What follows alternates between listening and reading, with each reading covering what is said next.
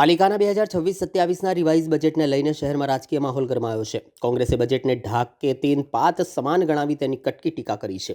પૂર્વ વિપક્ષી નેતા અમીર રાવતે પત્રકારોને સંબોધતા જણાવ્યું હતું કે આ બજેટ માત્ર વચનોનું ખોખું છે અને તેમાં જમીન સ્તરે અમલ માટે કોઈ સ્પષ્ટ દિશા જોવા મળતી નથી. આક્ષેપ કર્યો હતો કે વિપક્ષને યોગ્ય ચર્ચાની તક આપ્યા વિના બજેટ એકતરફી રીતે પાસ કરવામાં આવ્યું છે, જે લોકશાહી પ્રક્રિયાને નબળી પાડે છે. અમીર રાવતના જણાવ્યા મુજબ બજેટમાં વર્ષોથી ચાલતા વિકાસના જૂના મુદ્દાઓને ફરી રિપીટ કરવામાં આવ્યો છે, પરંતુ વાસ્તવિક કામ શૂન્ય છે. અમદાવાદ અને સુરત કરતાં વધુ ખર્ચ થતો હોવા છતાં વડોદરા વિકાસના મુદ્દે પાછળ રહી ગયું છે, જે શહેરના સંચાલન પર પ્રશ્નચિહ્ન ઊભું કરે છે. કોંગ્રેસે દાવો કર્યો છે કે બજેટ પ્રક્રિયા દરમિયાન પાર્ટી દ્વારા આપવામાં આવેલા 400થી વધુ સૂચનોને અવગણવામાં આવ્યા છે અને આ બજેટ સંપૂર્ણપણે એકતરફી છે. સાથે જ તેમણે વિશ્વામિત્રી નદી આધારિત દીર્ઘકાલીન અને સ્થાયી વિકાસ યોજના અમલમાં મૂકવાની પણ માંગ કરી હતી.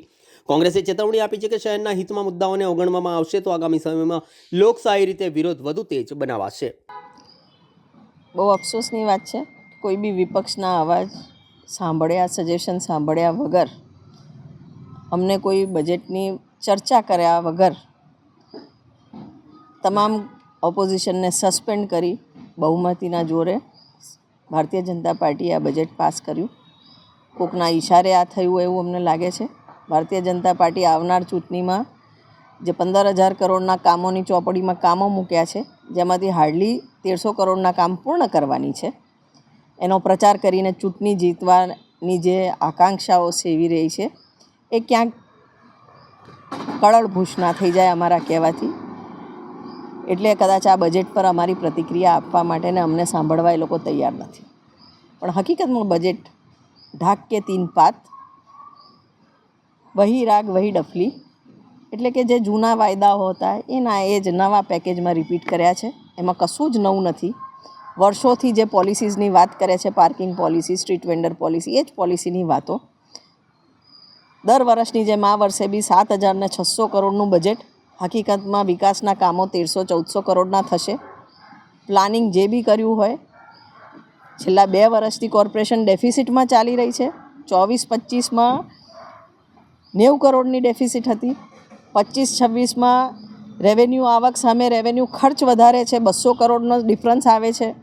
એટલે આ વર્ષે બી ડેફિસિટમાં બજેટ દેખાઈ રહ્યું છે.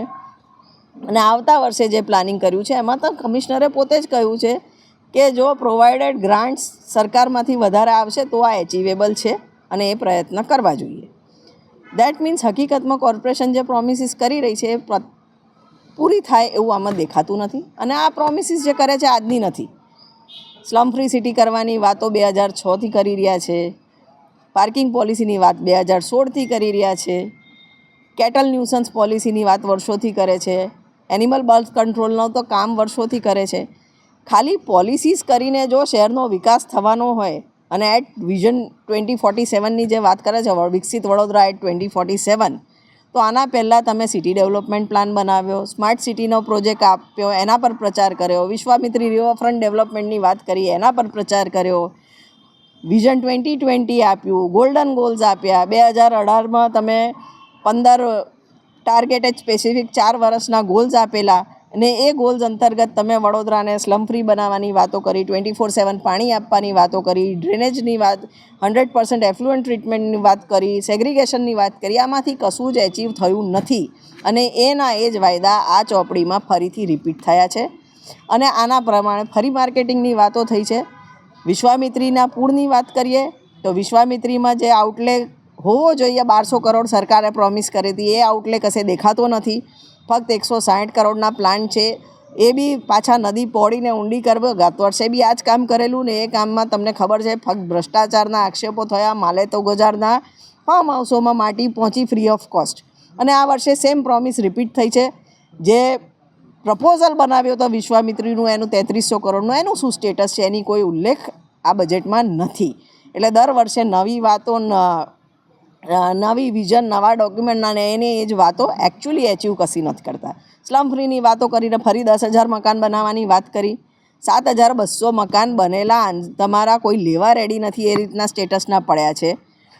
2500 મકાન તમે આપ્યા 7 વર્ષમાં જર્જરિત થઈને. કોર્પોરેશન પોતે જ એમને એ મકાન તોડી પાડવાની નોટિસીસ આપે છે, ખાલી કરવાની નોટિસીસ આપે છે. 748 રેન્ટલ હાઉસીસ અત્યારે ખાલી પડ્યા છે. એનું કોઈ વડોદરા શહેરના ગ્રીન કવર વધારવાની વાતો કરે છે, પણ મિશન મિલિયન ટ્રીઝ હવે મિશન 2 મિલિયન ટ્રીઝ કર્યા પછી બી વડોદરા શહેરનું ગ્રીન કવર 2020ના સેન્સસ પ્રમાણે ટ્રી સેન્સસ પ્રમાણે 25% ઘટ્યું છે, વેરેઝ આખા ગુજરાતનું ગ્રીન કવર વધ્યું. પર કેપિટા ખર્ચ વડોદરા શહેરનો એક નાગરિક દીઠ 34,000 રૂપિયા. સુરત અમદાવાદમાં એ જ ખર્ચ તમે જોશો તો પર પર્સન 16,000થી 17,000 રૂપિયા. તેમ છતાં વડોદરા શહેર વિકાસમાં પાછળ ને એવી ટકોર અમે નહીં, મુખ્યમંત્રી અહીંયા આવીને કરે છે. વિપક્ષ કહેતું હોય તો અલગ વસ્તુ છે કે ચાલો અમે પોલિટિકલી બોલીએ, પણ આ તો સરકાર પોતે આવીને કહે છે કે વડોદરા વિકાસમાં પાછું.